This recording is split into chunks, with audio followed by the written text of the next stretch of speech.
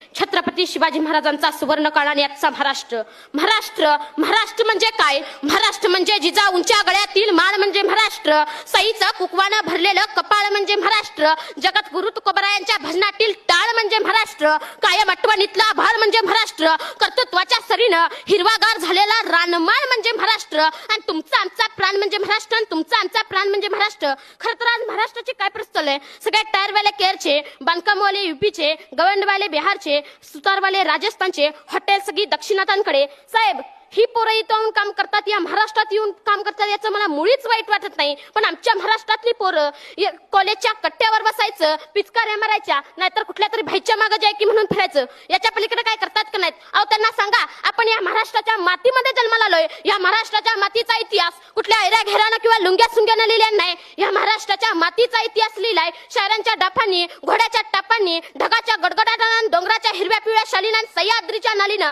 सुकानं मरतो म्हणून घोडकिंडीची खिंड करणारा बाजी प्रभू काय? मानेवरती तीक्ष्ण डोका असताना देखील बचेंगे तो और भिडेंगे म्हणा दत्ताजी शिंदे काय? या महाराष्ट्राच्या मातीसाठी लढणारा तानाजी मालुसरे काय? या महाराष्ट्राच्या मातीमध्ये शत्रूला पाण्यामध्ये दिसणारे संताजी धनाजी काय? हा तर महाराष्ट्राच्या मातीचा इतिहास आहे. तुमच्या तरुण पिढ्यांना तुम्ही समजावून सांगा. आपण असं नानाबरा आणि तुकोबरायांनी सगळ्या महाराष्ट्राला सांगितलं चालायचं कसं, बोलायचं कसं, वागायचं कसं, पण आजच्या जन्माला आलेल्या पोराला सांगावं लागतं की बाबा रे, या महाराष्ट्राच्या मातीसाठी या शिवरायांनी आपला प्राण अर्पण केलाय. आता तुला जीव द्यायची गरज नाही. या मावळ्यांनी या मातीसाठी आपला रक्ताचा अभिषेक घातलाय. तुला आता रक्त सांडायची गरज नाही.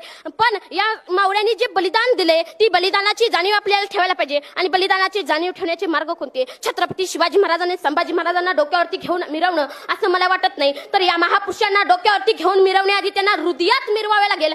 आज इथं किती आईबाप आहेत ज्याने आपल्या पोरांना सांगितलं घाबरायचं नाही, लढायचं. शिवाजीराजे बघ, संभाजीराजे बघ, आयुष्यात कितीतरी संकटे आली, पण पहाडासारखा पोलादी पुरुष आयुष्यात येणाऱ्या संकटापुढे आपली छाती काढून उभा राहिला. किती आईवडिलांनी आपल्या मुलांना संभाजी महाराजांचा इतिहास सांगितला, किती आईवडिलांनी आपल्या मुलांना छत्रपती शाहू महाराजांचा इतिहास सांगितला. जगात असा एकमेव राजा होऊन गेला की ज्याच्या दरबारात एकही नृत्यांगना नाचलेली नाही. हा जगातला एकमेव राजा आहे. आमच्या छत्रपती शिवाजी महाराजांनी आम्हाला सांगितलं की प्रत्येक स्त्री ही माझ्या मराठ्यांच्या घरातली देवता आहे. आणि छत्रपती शिवाजी महाराजांच्या आऊसाहेबांनी म्हणजे आमच्या मासाहेब जिजाऊंनी आम्हाला सांगितलं की प्रत्येक स्त्री ही मराठ्यांच्या या स्वराज्यातल्या घरातल्या माझ्या मायमाऊलीसारखी आहे. तिला माझ्या या स्वराज्यामध्ये आदराचं स्थान आहे. पण त्याच महाराष्ट्रातल्या मराठी मावळ्यांनी